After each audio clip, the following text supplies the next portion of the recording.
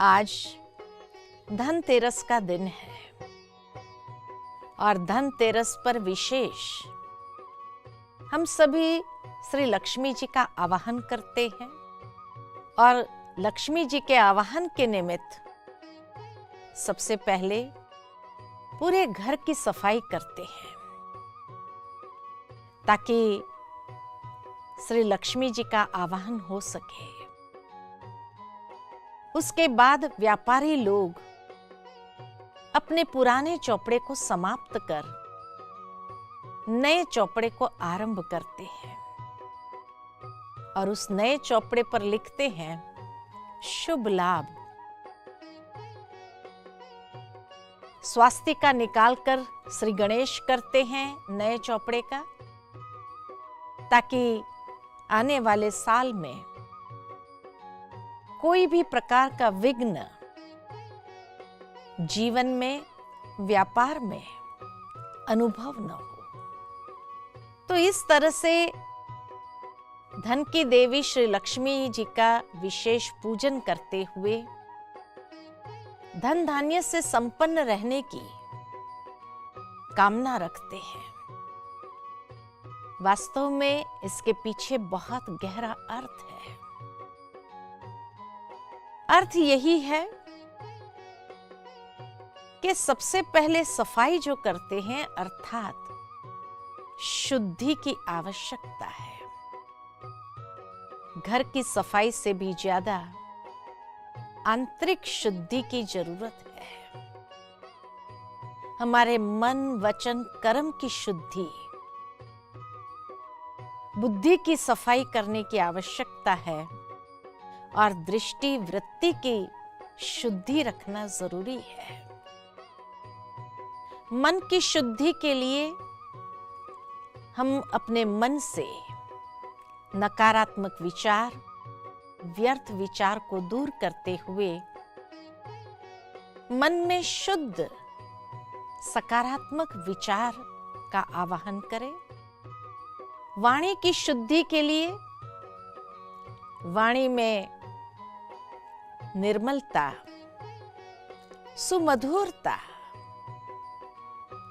और कर्म की, व्यवहार की शुद्धि के लिए संस्कारों में श्रेष्ठता, कर्म में श्रेष्ठता लाने की जरूरत है। बुद्धि को स्वच्छ करे अर्थात जो मन के अंदर अनेक प्रकार के नकारात्मक विचार होने के कारण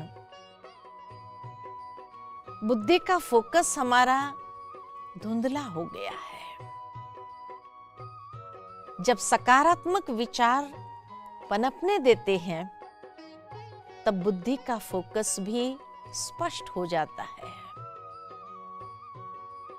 और विशेषकर दृष्टि, वृत्ति की पवित्रता को अपनाना है।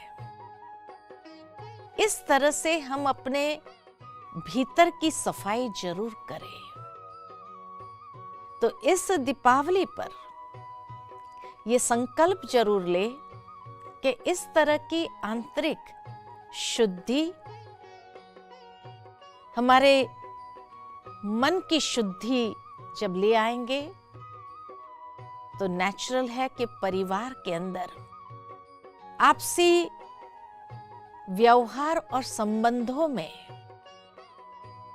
सुमधुरता जीवन के अंदर आने लगेगी और उसके बाद बही खाता वास्तव में एक सिर्फ व्यापारियों के लिए नहीं है, लेकिन हर इंसान के जीवन के कर्मों के चौपड़े, उसमें बहुत सारा ऊपर नीचे हो गया है, उधारी जमा हो गई है। तो इस दीपावली पर हम पिछले सालों में जिससे भी कुछ अनबन हुई, कुछ मनमुटाव हुआ, कुछ अनेक प्रकार के व्यर्थ की भावनाओं को जागृत किया, उन सब को समाप्त कर हिसाब किताब को चुकतू करते हैं और नए बही खाते को आरंभ करते हैं। अर्थात हम अपने रिश्तों में बहुत सुंदर भावनाओं का आवाहन करते हुए शुभ भावना, शुभ कामना हर संबंध में प्रवाहित करते हुए नए चौपड़े को आरंभ करते हैं।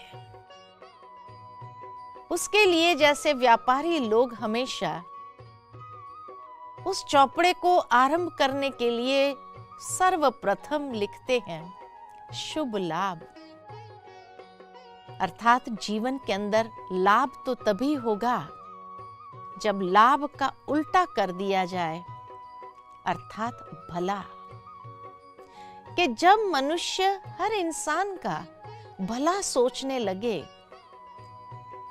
जब हर व्यक्ति के प्रति भलाई के शुद्ध संकल्प हमारे मन के अंदर पनपने लगे,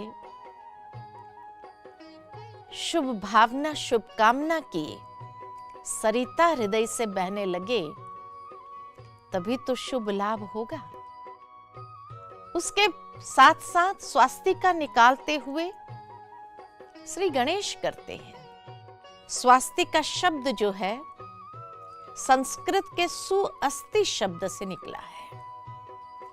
सु यानी शुभ, अस्ति यानी जो है, जो सदा ही शुभ है। जीवन के अंदर जो कुछ भी होता है उसको सदा शुभ समझते हुए स्वीकार करना। कभी कभी कई विघ्न भी अगर आते हैं, कई रुकावटें भी जीवन में आती है, उसके पीछे भी कुछ न कुछ कल्याण जरूर समाया हुआ होता है। उस कल्याणकारी दृष्टि से देखे, ऐसा नजरिया अपना बना दे, क्योंकि जीवन के अंदर जब भी कुछ होता है तो बुरा तो कुछ होता ही नहीं है, हमेशा शुभ ही होता है, कल्याण ही होता है और कुछ नहीं। तो हर परिस्थिति जीवन में कोई ना कोई अनुभव प्रदान करके जाती है। कोई ना कोई विघ्न भी अगर आता है तो वो भी जीवन के अंदर कोई ना कोई सीख देकर जाता है, तो लाभ ही हुआ। और इसीलिए विघ्नों को विघ्न की रीति से न देखे, रुकावट की रीति से न देखे, लेकिन उसमें जो सीख ईश्वर हमें देना चाहते हैं, उस सीख को सीखते हुए आगे बढ़े। यही बही खाता नए दृष्टिकोण के साथ हमें आरंभ करना है। और फिर कहा जाता कि श्री लक्ष्मी जी का पूजन करते हैं, आवाहन करते हैं, ताकि धन धान्य से संपन्न हो। परमात्मा ने हमें सबसे बड़ा धन अगर दिया है, वह है ज्ञान का धन, दूसरा सद्गुणों का धन, श्रेष्ठ संस्कारों का धन, श्रेष्ठ चरित्र का धन। इससे हम अपने जीवन को पूर्ण करें, संपूर्ण करें। क्योंकि जैसे कहा जाता है, आज संसार में गरीबी अगर है तो स्थूल धन की खाली नहीं है, लेकिन हर इंसान के अंदर श्रेष्ठ चरित्र की गरीबी आ गई है, श्रेष्ठ संस्कारों की गरीबी आ गई है। तो परमात्मा सद्गुणों का धन देते हुए हमको श्रेष्ठ चरित्रवान बनाते हैं। हमारे संस्कारों का नवीनीकरण करते हुए श्रेष्ठ संस्कारों से जीवन हमारा सुंदर हो जाए, ताकि श्री लक्ष्मी का आवाहन खाली घर में नहीं, अपने जीवन में कर सके। श्री लक्ष्मी का आवाहन करना अर्थात श्री लक्ष्मी के जैसे श्रेष्ठ लक्षणों का आवाहन करना। और जब ऐसे श्रेष्ठ लक्षणों का आवाहन करते हैं तो नेचुरल है, आत्मिक ज्योत सदा जग जाती है। और इस तरह से अगर घर घर में